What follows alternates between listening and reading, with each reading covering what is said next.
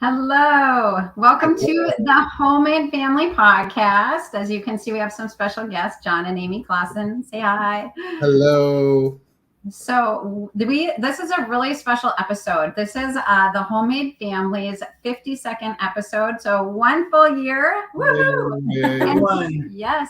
So to celebrate, we are having on some of our most favorite family mentors.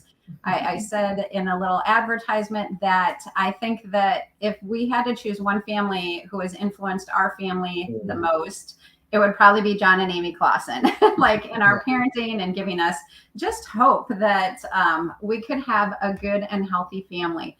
You guys have shared so much wisdom along the way, and we've watched your kids grow up. I think the first time that we really met you guys and hung out together, my oldest was 2, and then I had a 1-year-old and a newborn. And Amy gave me some wisdom that absolutely saved my life. She said, having 7 children, because they had 7 at the time, was easier than having 3 under 3. And it just into my heart that there was a future that would get easier. Also, we have just loved watching their kids grow up and seeing them walk with the Lord and not fall away from him, and seeing them choose godly spouses and getting married. And I've always love their family all the way through their teenage years. And yes. And they were the first people who gave me hope that you can do the teenage years with joy instead of rebellion. And we said, every time people were like, just wait till they're teens, we're like, no, we've seen it done. And that really opened our heart that there's just great family stuff. So this is Jon and Amy Claussen with GoFam Ministries. I am sporting their merch here. Thank you. Come out. But enough of me. I would love to hear from Jon and Amy. So I've already said a little bit about your family, but why don't you guys jump in and tell us about your family and your ministry? Well, first of all, thank you. And Nathaniel and Amy are those people in our lives too, that it seems at very key moments, these key kind of prophetic moments in life, crossroads, different things. Nathaniel and Amy always seem to have been there right at the right time, speaking words of life and encouragement. And so congratulations on a year. And we just know that whatever you guys touch will prosper, and the life that you give and the intentionality that you guys carry has impacted us in such a profound way. And so it's our privilege to be here and share our hearts, and we share such common hearts. That makes this so easy. Makes it so easy to share back and forth. So yeah. Thank you guys. Thank you. So our family, we have 8 kids. It's funny, I kind of lose track now that when the kids get married, it's like the family grows and my brain doesn't know our quantities anymore. So we have 8 children. And our oldest 3 are married, and our oldest son and his wife have given us a beautiful granddaughter, Lucille. She's so she is very well loved. Oh my goodness. And there's been, having a large family, there are very few drawbacks, but there are a couple. And anybody who's ever changed sheets on a bunk bed knows that bunk bed sheets are one of those drawbacks, because washing sheets and changing bunk beds, not my favorite. And the other negative, there's only 2 that I've come up with, and it's sharing grandchildren with so many greedy aunts and uncles. Yeah, they don't share a lot. You do not. So sheets and really greedy aunts and uncles. It's kind of large family of drawbacks. Drawbacks of large family. Yeah. I have that too. I'm like, Auntie wants you. And I realize like I'm the great aunt to my niece's kids. And so they actually have aunts and uncles. And so I'm like, but I want the baby. But I'm kind of in line. I get it. So do you want to tell our story a little, our unintentional ministry story? Sure. I'll just kind of tell a little bit about how we got into family ministry, but it's because it was the Lord's front door, but it felt like our back door. Because we weren't planning on that. And so it's probably been everything in life kind of orients around when babies were born. And I think our youngest, who is now 10, was just an infant. And so it would have been close to 10 years ago right now, actually. And prior to this, we were kind of in a season where the Lord just he was talking to us about the things that he was asking us to do and asking us to carry, and really stripping back some of those good ideas that we had that were filling our time. And he, one by one was just, actually it kind of felt like all at once. He stripped away everything but the non-essentials. And we had to have a lot of awkward conversations with people about, things that we had previously been doing that now we felt like the Lord was really putting a stop to. And the Lord really at one time, I mean, you share this part.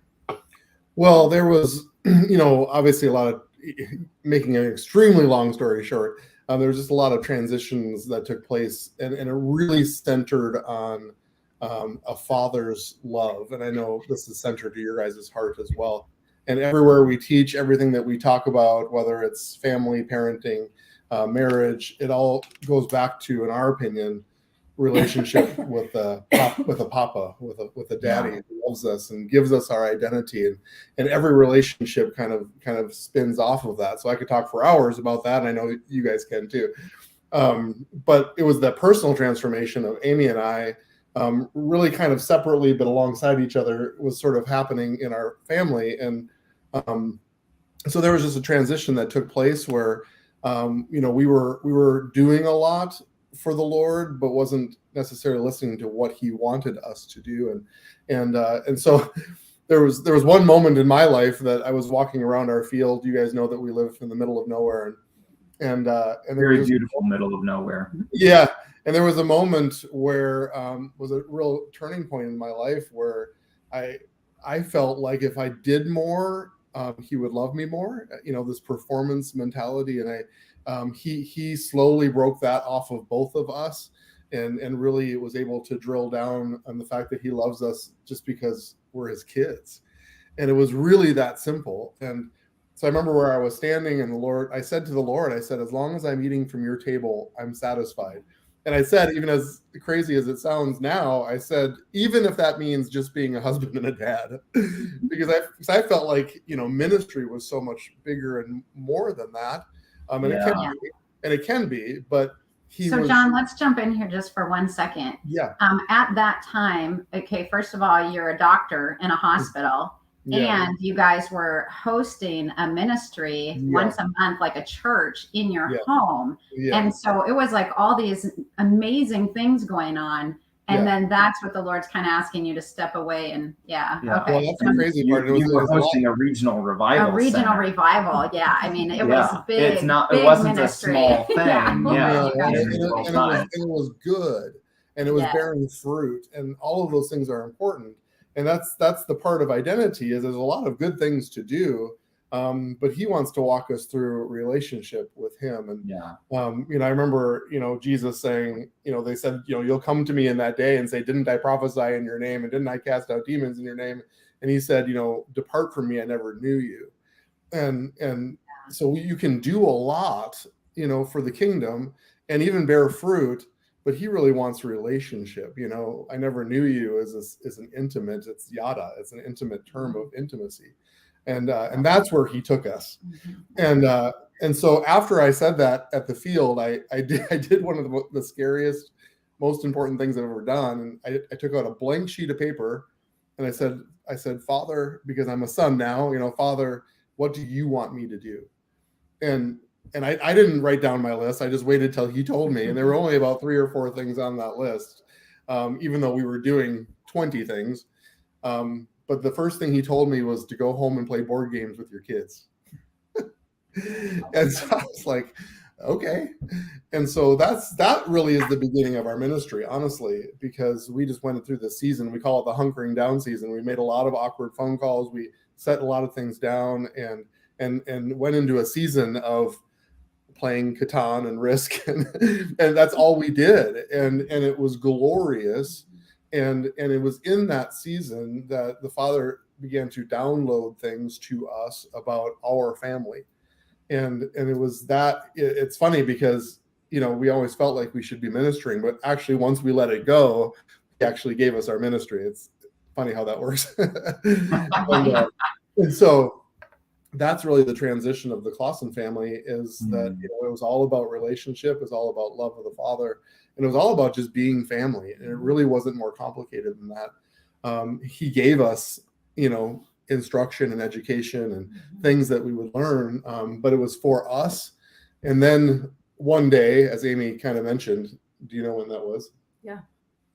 December December 7th, 2012. Very specifically. I know, because it was the day after one of our daughters, who just turned 20, her birthday. Oh, okay. Yeah. And Johnny was at work, and we were at our condo at the time, which is not ours anymore, but we were there for her birthday. And I remember was having a quiet time in the afternoon. All the kids were just out, and I was just in our bedroom, and the Lord just began speaking to me about that there was a season shift was upon us, and speaking to me out of Obadiah about now is the time for Jacob to rise up and possess his possessions, and that it was a time for us as a family to take the things that the Lord had been giving us as bread for us just to eat, and begin to spread it as seed for the families of the church. And that's really our call, is to help awaken the families of the church to the gloriousness that the Lord has placed inside of them. And so he was having this conversation with me, and Johnny walked through the door after work, and he's like, on the drive back up here, the Lord just began talking to me. He goes, I think we have to talk. And I was like, yeah, I know. He told me. And so it was one of those rare times where it's, both of us exactly at the same time, the Lord was speaking to us. And I think he knew it was such a dramatic shift from being, just in a hunker down season. And then as a family, we knew we were going to have to pivot and see what it looked like for us now to begin and share some of the things that the Lord had just been talking to us about over the last years. And so, yeah, December 7th, 2012. Yeah. Wow. That would be just over 10 years ago. Yeah, almost to the day. Yeah. Wow. So our oldest son is a cinematographer, and one day he kind of looked at me and said, Dad, what is your why? We've heard these things before. Like, what is your elevator pitch? Like, what is the one thing that you would, tell people, like, what is the heart of your ministry? What drives you when you get out of bed in the morning, and that kind of thing. I said, I think it's like grabbing people by the lapels of their shirt and shaking them and saying, your family is a bigger deal than you think it is. And that's it. That's it. I feel like that's the passion. And every time we teach or speak, I think it comes from that place. And it's not anger, but it's like, right. Exhortation. There you go. Yeah.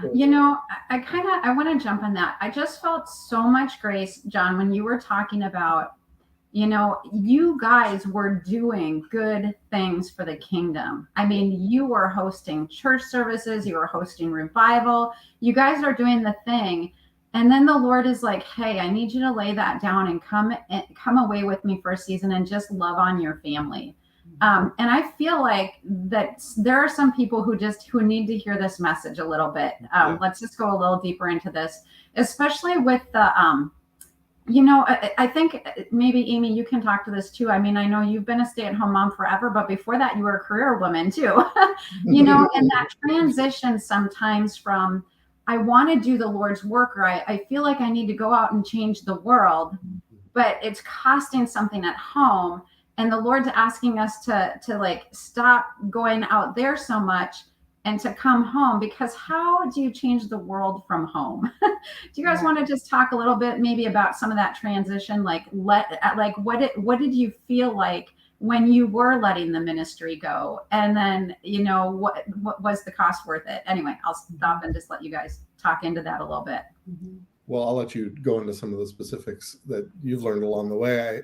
Just from an overarching standpoint, I think all of those things that the Lord did walk us through was preparation, of course, and the glory barn and some of those things. That was all that's just part of DNA in our family now, and that's what it was meant to be. But one thing I talk about, in my podcast and certainly in our teaching is, as family goes, so goes the culture. And Yeah. and so when we talk about, saving the world Yeah. through our family, Mother Teresa said, if you want to save the world, go home and love your family. That was her Right. line. And so she got it, so she gets it. And so even secular sociologists would tell you that as family goes, so goes the culture. That's just truth. Yeah. And it's always been true. And so we actually connect with a heavenly culture, and we obviously introduce heaven to earth. That's our role, is to be those ambassadors. Yeah. And so that's what just drives us and drives my podcast and those kind of things, because if we can get that, I'll walk into a room with couples and I'll say, these 20 couples can actually change a region. I mean, I believe that. I believe that. I tell them that. Oh yeah. Like if you don't believe that, then I'm wasting my time. I mean, you can change a region simply by changing your home. I believe that so strongly. That's how culture works. Yeah. But maybe you can talk specifically about it. Yeah. I think that sometimes we let how the world places value on something place value on us, if that makes sense. Like we get our work validated by the size of our paycheck, and if our paycheck is smaller, we feel like maybe our job isn't as important, and we let those kind of things be part of our worldview in our homes. And I feel like for me, there is no place that, let me just say it this way. The Lord says that when we take care of the least of these, we've done it unto him. And when you are a mom and you are a dad, we have opportunities to minister to the least of these day in and day out. When you hold a newborn infant in your arms, they are completely helpless, and they are the least of these. They're this small little baby that has nothing but need. And yet when we do it for our children, the Lord sees it like we're doing it to him. Yeah. And so if we want to see family from the perspective of kingdom, then we need to change how we ascertain value on what we do. Because when I'm cleaning up throw up because a child has had the stomach flu, it is one of the holiest moments of life. And that is, I'm not overstating it. No. This is the least of these who is sick, and they need our compassion and our help. And it's just like I'm doing it for Jesus. And so I don't know, I have had the greatest job, and because I've had 8 beautiful children, and now 3 one son-in-law, 2 daughters-in-law, and a granddaughter that are mine, as well as my beloved husband, that are mine to serve and to sow into. And so when I've been able to do that, it's like the holiness of all holy works. Yeah. And so I don't know, I can't tell you that the things that we do for our families are so much more important than a paycheck, but they are. They are. Yeah. I mean, the very first revelation the Father gave me in that season about family is that when I play football with my kids, it's kingdom. Yes, that's what he told me. And I was like, I can do that. Yeah. I can do that. I mean, we overcomplicate it. I mean, people don't have to rent a bus and drive around the country talking about family. That's not the point. Yeah. The point is our everyday, the things that we choose to do and love each other. And that actually transforms culture. That's it. Yeah. And sometimes people, get paralyzed by that, but it is that simple. It really is. Yeah. It's funny because our oldest son, he's turning 26, which is hard to believe for the time. Even for me too. It's hard to believe. I know. Yep. And he came up to us probably 2 years ago, and he's like, so Mom and Dad, I just want to make sure that, I know that our hunkering down season's kind of in the past, but are you still sowing into the younger kids like you did into me? Because he saw the time that, we played and we were together as a family. And he was just wanting to take the pulse of his family, even though he doesn't still live here. Are we still prioritizing play? Are we still making sure we're playing games with our kids? Because he knew how important that was for him and his childhood. And I was like, it's good. It's so good to have adult kids that are just like valuing where they came from and also making sure that we don't lose our value for what we have always been as a family. You're going to make me cry in Nathaniel and Amy's podcast. Right. Like, that's so amazing. Well, and I just want to say, for the benefit of those who are listening, this is one of the things that I have most deeply valued in being around your family, is watching how much love the siblings have for each other. Yeah. You know, of course, you guys love your kids. You know, that's not the way that you do it is revolutionary, but it's not a revolutionary concept that parents love their kids, right? How that looks, yes, but whatever. But just not, I mean, I'm sure that there's been plenty of sibling rivalry within your own home, and they tease each other and whatever else. And there's a lot of competitiveness when you get your kids all on a football field or a volleyball court together.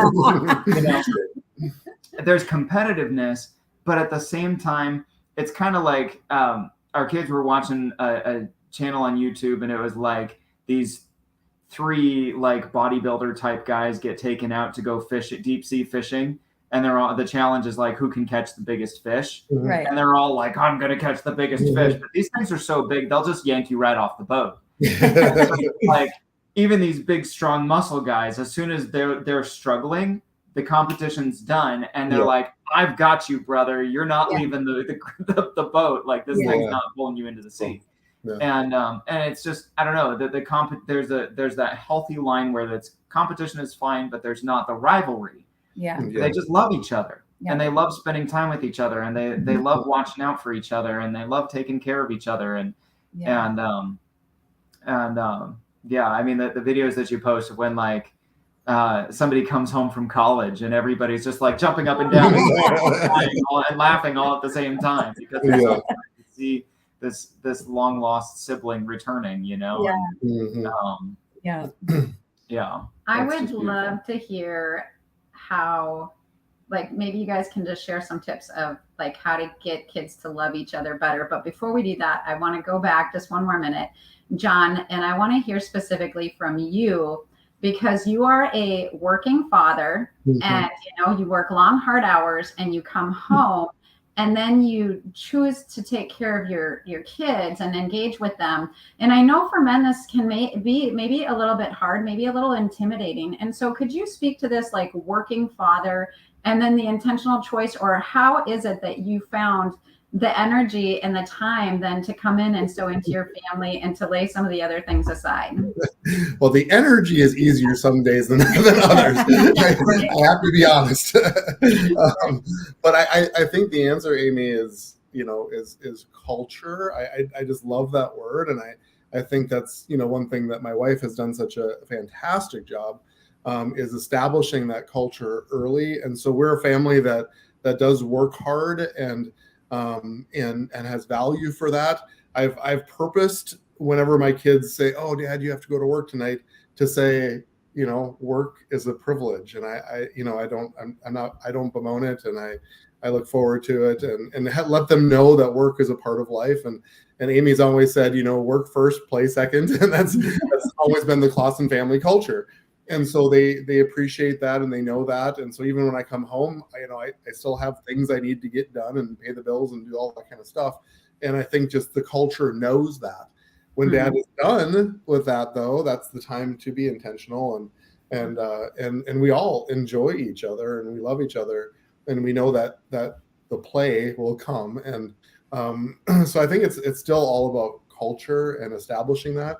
And I think one of the greatest things, and again, Amy has done such a great job with that, is if you can establish culture with your oldest children, it's key. It's the absolute key. If you can establish that with your oldest children, the culture takes care of itself.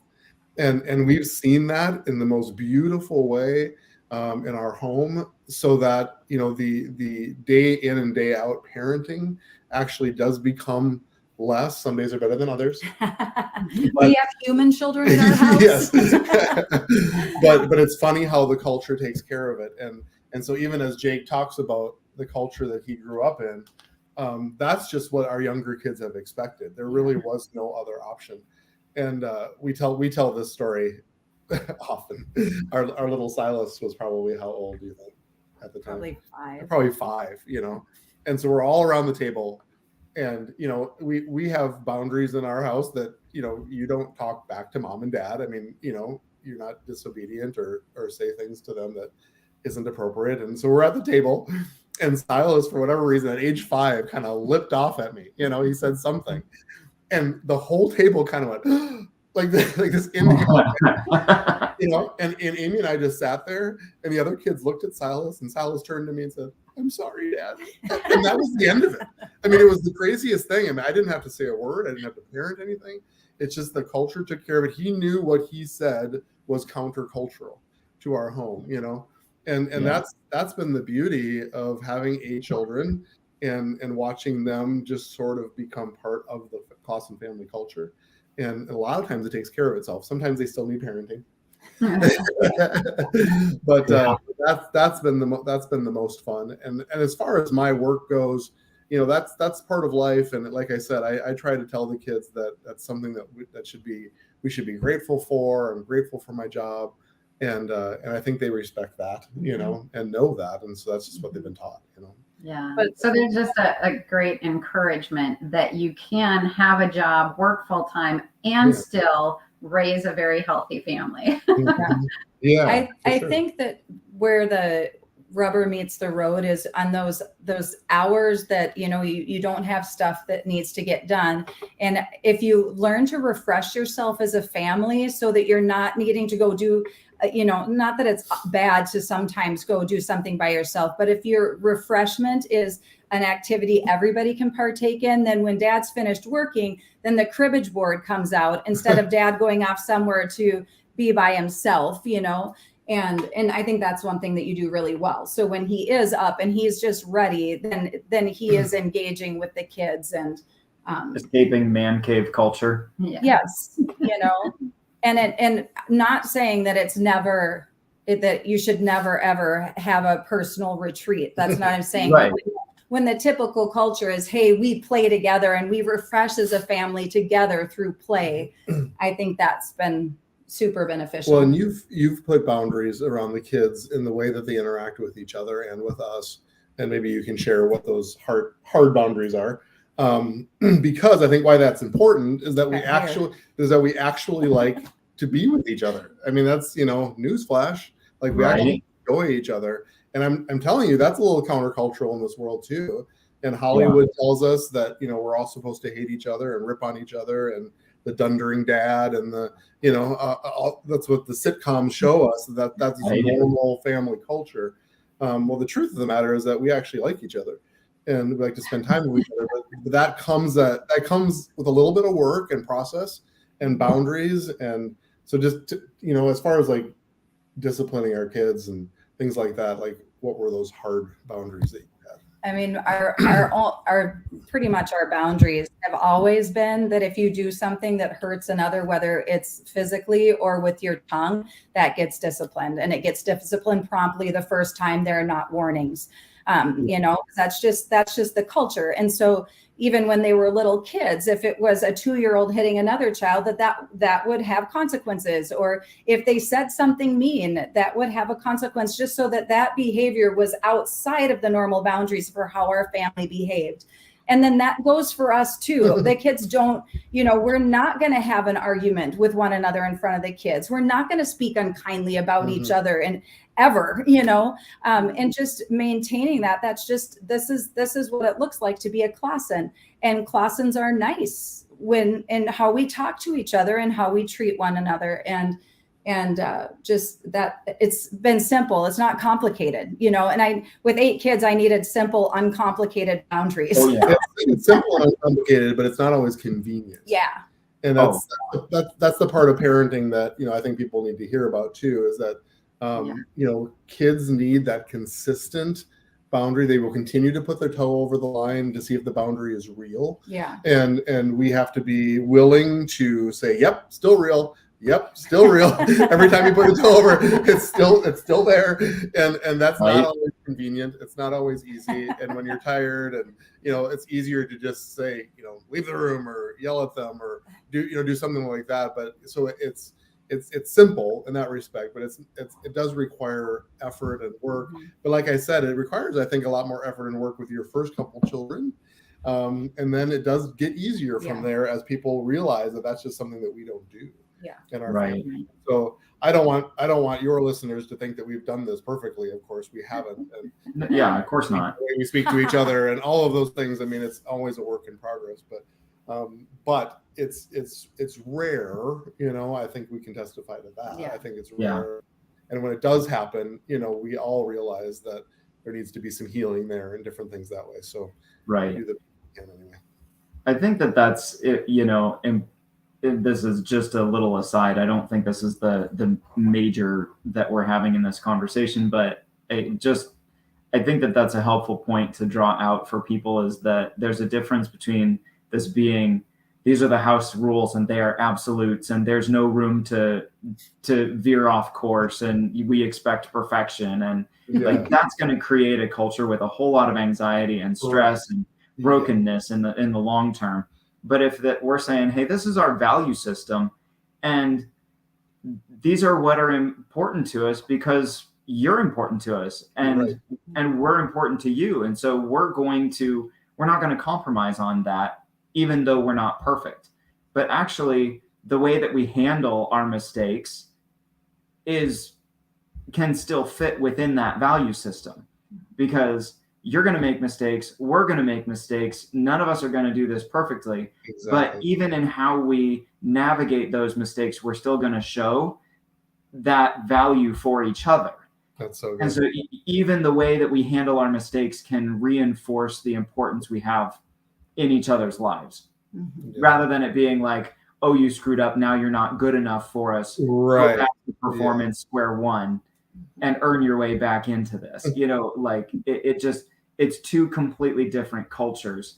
And like you say, over time, you do build up where this is what's normal for us. We're not 100% consistent because we have human children and we are humans. Yes. It's not 100% consistent, but when there is a behavior that's outside of what's normal, it's easier to recognize this isn't what's normal. And we can all help bring it back into the value system again. Yeah, that's good. Yeah. That's so good. Right. Yeah. So creating that culture. I think that's a great kind of transition point. We had said that we were going to maybe talk a little about keeping and cultivating what we have. And Jon, you've been talking about this. You both have the culture. Like if we can get our culture right, then the culture kind of keeps the culture. And I know, let's mention your podcast real quick, PushBack with Dr. Johnny. Why don't you tell us quick about PushBack, and then we'll talk about. Yeah, so I'm just finishing my third season, so I'm somewhere in the 60th episode, somewhere in that neighborhood, and so it's been good and it's been fun, and really the concentration is about culture and the knowledge and the understanding that we actually represent the higher way. He says our ways are not his ways. His ways are higher than our ways. And so we can take that to the bank, And so when we talk about, I talk about all different topics, including politics and science and family and relationships and all of these different issues, but I always tie them back to how that impacts the culture, because at the end of the day, that's why we're here. If we don't do it, who's going to do it? And so I believe that it's actually Christian families that actually set the culture. We're not victims of the culture. We don't just roll with the culture. We don't let the culture dictate to us what is considered to be normal Christian culture. We actually set it, and then be amazed at people who are watching it and want it, because it's the healthiest, highest way. And so you can plug in every topic that we're facing in this world, and you plug it into a kingdom culture and what he has for us. And I think the other important thing that I try to talk about in our podcast is just our ability to engage culture. Because if we just shake our fists and we're just angry and we have no vocabulary and we just say, well, why do you feel that way? As well, because the Bible says so. I mean, that's true, except the world doesn't necessarily respond to that. And so we need to be able to have the vocabulary to talk about it. And so that's kind of my heart too, is have families be able to talk about it, parents engage with their children, actually have real conversations, so that when we do engage culture, we actually know what to say. Yeah.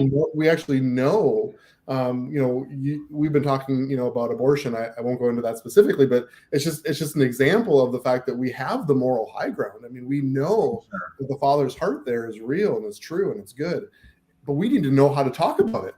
We have to be able to talk about it with people that don't see it our way, and be able to inject that culture. So it's been really fun. I've been doing it, every week for 3 years, and I'm not tired of it yet. And I have plenty of more things to talk about. For some reason, our culture never runs out of things to talk about. Right? It keeps giving you inspiration. Yes. So I still enjoy it, and I'll still do it as long as he tells me to do it. And so, So PushBack with Dr. Johnny. You can go to YouTube and find it there. Obviously, anywhere you get your podcasts, and then pushbackculture.org is my website. I like people to leave kind of comments, questions. I've had people disagree with me and give topics that they want to hear about and things like that. And so that's all good because I want to be able to talk about it. So that's been a fun weekly endeavor for me. It's a good outlet. And I think it's so important. So the other day, Nathaniel was talking with one of our kids, and it was like we had a boundary that kept getting crossed. And it's like, we've been teaching you this for a long time. I don't understand why it's still getting broken. And he said to my son, he said, the reason that we lost the Vietnam War was because we didn't keep the ground that we won. Like we got it. And it was actually, that came from a conversation with my great uncle, who was a helicopter pilot in Vietnam. Wow. He was a sniper in Korea and a helicopter pilot in Vietnam. And, and that was what he said to me at one time when we were visiting him. He opened up, and he actually had the most in-depth conversation I've ever had about Vietnam from a Vietnam vet. Right. And he said the biggest reason we lost was because we never kept the ground we fought to win. Right. And so we would lose lives to take the same ground over and over and over and over again. So painful. And it's just the pointlessness of it. Like, we're going to die for this ground, and then we're not going to keep it. Right. And what that does to you morally and all of those kinds of things. So just tying that to parenting then is like, man, we keep teaching this and teaching this and teaching this. And hey, I need to keep this ground in your life. This instruction needs to become a internal boundary you live from, instead of an external boundary I keep having to remind you. I provide for you. That's so good right there. Ding, ding, ding, ding. And I feel like a lot of us, especially Christians, are looking at the world today and going, what in the world happened? And it's because, God has given us land. He's given us our children and our family, but some of us haven't known how to keep and cultivate even our own children in the garden so that they can become cultural influencers, which is part of why I love PushBack with Dr. Johnny. Go find it. We'll give you more information at the end. But Amy, you've done a lot of talking too about keeping and cultivating. And I just love this concept because, if we keep and cultivate our own families, that is how we transform society. And we wouldn't be wondering what's happening out there because we've actually taken care of what the Lord has given us. So do you want to share a little bit about keep and cultivate? Yeah, this actually sprang from my a season sequestered away that I had called November 2020. Amy has COVID, and I had a lot of quiet time, and I feel like I went to like a resort on a beach, except for I had no resort or beach. It was just my bedroom by myself, and I do have like such fond memories because the Lord and I just had time together. In this particular season, my grandmother had just passed away. And on the day my grandmother passed away, my granddaughter had open heart surgery. And when I was sick with COVID, Lucille, my granddaughter, was still in a coma, a medically induced coma because of her heart and recovery. And it was this season where I just needed to lean into the heart of my daddy. I just needed to feel his heartbeat. I just needed his arms around me.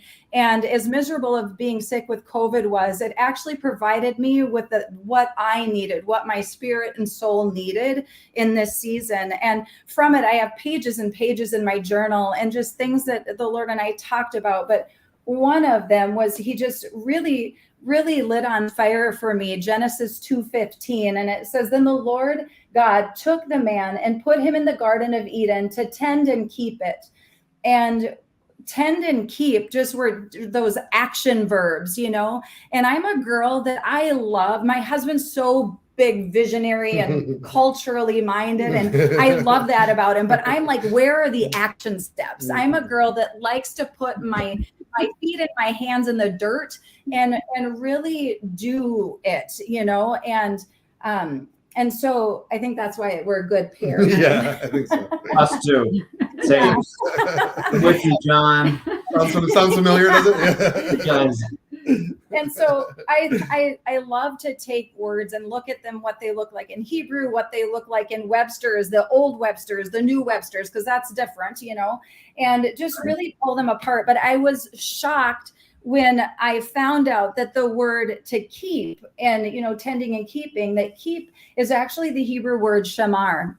And that's the exact same word that's used anytime a watchman is talked about in the Old Testament. And that's a super big deal to me. So like when we are tending, those are the physical, practical things that we're doing to tend in our homes and the nurturing and the care. But then there's this keeping part, which actually is that place of motherhood and grandmotherhood where we step back and we become the watchmen in our homes, where we're interceding over our children, over our families, that we're really going after those root things that are happening in the spirit realm. You know, we're mind and body and spirit, and you know, the Lord's made us intricately.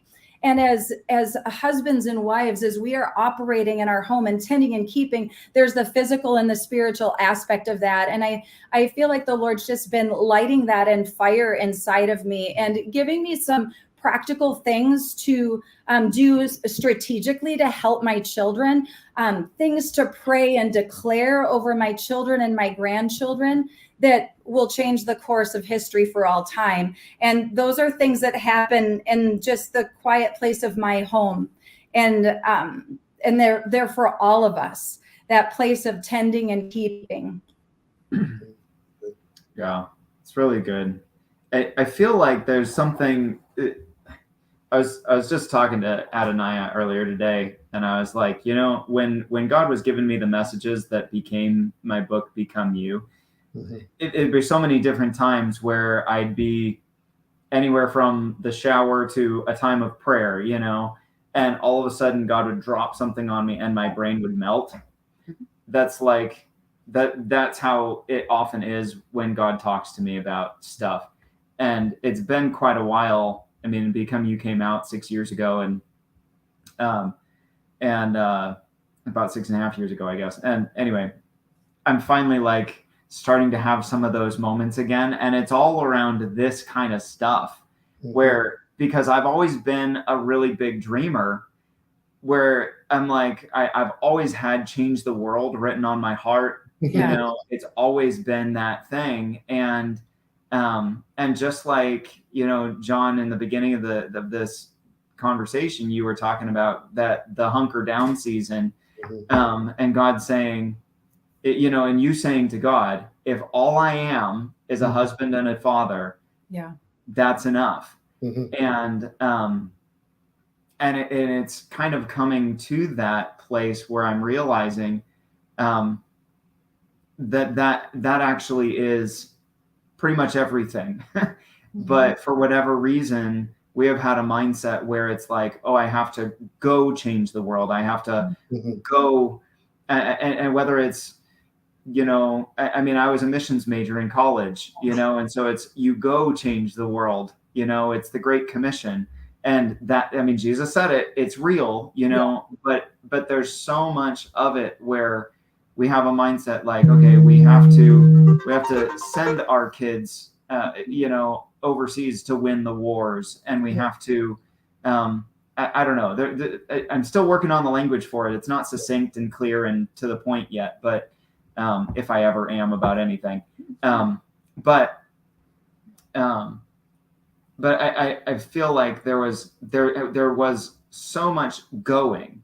Like, you had the Great Depression and people had to go find a job somewhere, and they left kids, or they had to send kids away to wherever, and there wasn't the ability to stay and tend and keep. Yeah. There just wasn't the ability. And then you send them all the way to war. And then there's,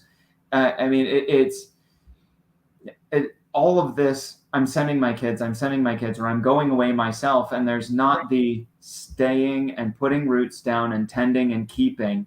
And recently, the language that God's been giving me for it is just comparing Egypt to Israel, and Egypt being this, it's all about the king who's at the top, and how glorious and how wealthy can we make the king?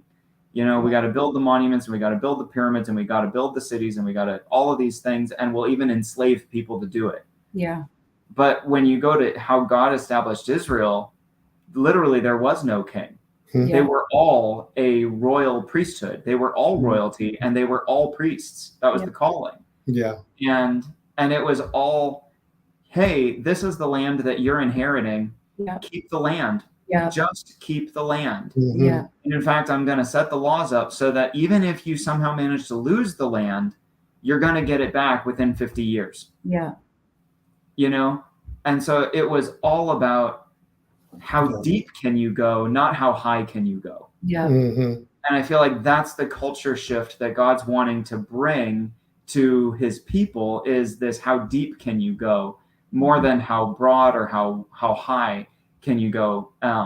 Anyway, it's something that's really messing with me, and I just kind of, I don't know where to go with that, but I felt like it connected in this conversation. So I just wanted to, maybe you can kind of, I don't know if there's something there you can reply to or respond to or whatever. Well, kind of gone full circle in this conversation, because it always, in our opinion, comes back to identity. It always comes back to a father speaking to his children. And so I believe the shift that he wants to bring in this season is, there have been revivalists throughout time, and so many revivalists have come and gone at the expense of their family. Yeah. Right. And I could give you details, and I don't ever want to dishonor anybody, but it's been great moves of God despite their family. Yeah. Yeah. And I believe there's just a new calling, a new higher movement, that it's revival in context of family. It's revival with family. It's a both and not an either or. And for some reason, we always thought it had to be one or the other. We had to kill ourselves and remove ourselves from family context in order to really serve God. And yet I believe family is actually the tool. Yeah. It's actually the thing he's given us that brings us maturity, and it surrounds us with people who loves us, who empowers us to actually go do the revival that he's called us to do. Yeah. And so it's the mindset of actually the starting point where he actually gives us something to tend and keep, which strengthens us. And then when the time is right, he tells us to go and do things, not despite our family, but in context of our family. Yeah. And I think that's the key. And we have to shift that in our brain. There is a way. I know it can be done that way. It has to be done that way, because that's the healthiest thing. So I think one of the most freeing things that we teach people is that Adam and Eve were not responsible for the whole world. They were actually given, the Bible's very clear what their boundary was, and that it was called Eden, and they were to tend and keep that. Yeah. And their children were supposed to reproduce that culture over the face of the earth. They weren't responsible for everything. And so, Nathaniel, you are going to save and change the world. I speak that over you and over your life. But it's going to be in context of what he tells you to do. Right. And what is yours. I think the biggest mistake people make is they take things that don't belong to them, that wasn't given to them to tend and keep. And so family is in the center of that. Yeah. And as we tend and keep that, that's only going to strengthen us and empower us to do greater and mightier things. Well, the thing that happens too is we tend and keep our children, that actually builds in longevity into your family. To quote Jacob again. So Jake the other day was shooting a video for a homeless community, and they were trying to get this nonprofit is trying to get homes built in the Brainerd Lakes area to really support. And as Jake was going through this, he's like, Mom, he's like, these people, his heart was just breaking for how alone the homeless community is. And he's like, this could never happen to me because I am so surrounded by family that there would be no way that I could ever end up, but when you're alone, it just makes you more vulnerable, and it was interesting to see him processing that. But as we're tending and keeping our children, and we're nurturing and establishing them and surrounding them with prayer, as we are that shamar perspective that we have for our families, we're actually building strength into the foundation of the next generation, which allows the very revival that we're calling out for to be strong and sustainable, because our kids are not isolated. They're not, my son's not a 26-year-old and my daughter's not a 24-year-old where they just have to just figure it out on their own. They continue to live in a context of family with calls to mom and dad. Hey, can we talk this through with you? Hey, would you have time to sit down? Because they know that they are continually surrounded.